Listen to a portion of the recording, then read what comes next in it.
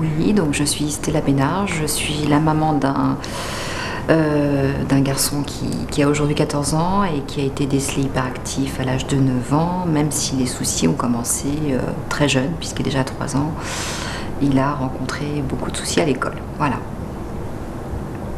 Ça, c'était pas très flagrant pour nous, c'est l'école qui nous a en fait poussé à consulter et à nous montrer qu'il était un petit peu différent des autres. Voilà.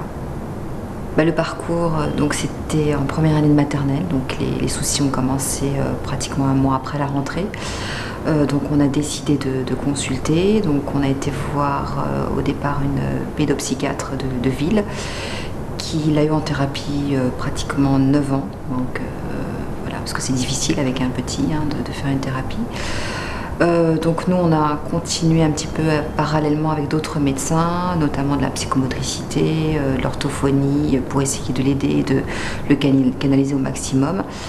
Mais bon, chaque année était difficile, ça se soldait par un échec, donc il changeait systématiquement d'école. Après, ça n'allait toujours pas et les problèmes augmentaient à l'école. Donc on a commencé à consulter à Debré, et on l'a mis sous Ritalin à partir de 9 ans. Donc ça allait quand même nettement mieux à l'école, même si il avait déjà un parcours difficile.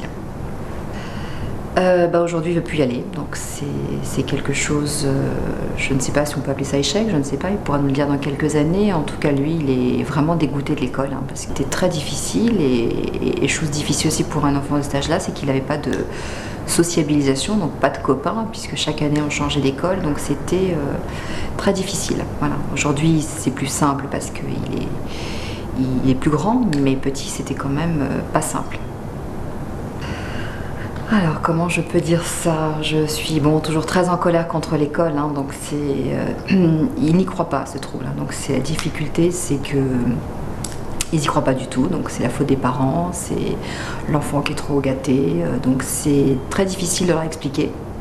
Donc malgré le fait que j'apportais de la documentation, que chaque début d'année je voyais tous les professeurs, il y en a qui nous aidaient sincèrement et d'autres qui ne voulaient pas du tout accepter le fait que ce soit un trouble et qu'il ait vraiment des difficultés au quotidien.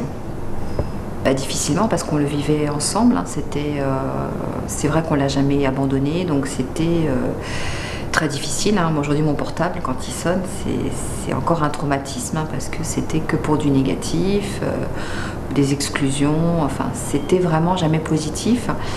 Donc on a tous souffert, même son petit frère, donc c'était vraiment une souffrance de la famille entière. C'était surtout d'autant plus que il a quand même des capacités, c'est un enfant qui avait des capacités, mais aujourd'hui il sort de la scolarité parce qu'on n'a pas su justement le mettre au bon endroit, et on est quand même seul au monde face à ça.